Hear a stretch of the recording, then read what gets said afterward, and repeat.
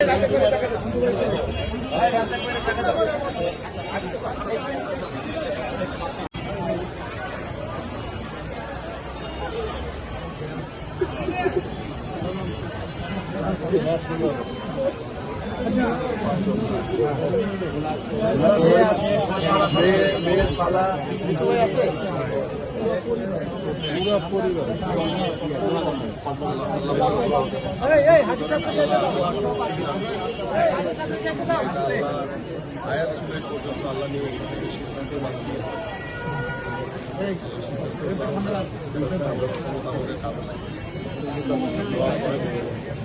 গেছে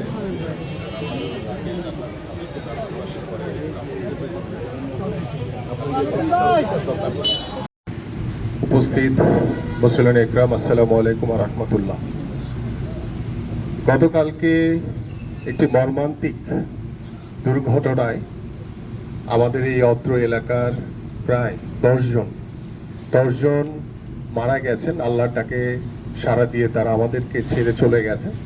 আমরা সেই শোকসন্তপ্ত পরিবারের প্রতি শ্রদ্ধা ভরে গভীর সমবেদনা জানাচ্ছি এবং আমাদের বিএনপির ভারপ্রাপ্ত চেয়ারম্যান জনাব তারেক রহমানের পক্ষ থেকে গভীরভাবে সমবেদনা জানাচ্ছি। আমি আর বিশেষ কিছু বলার নাই।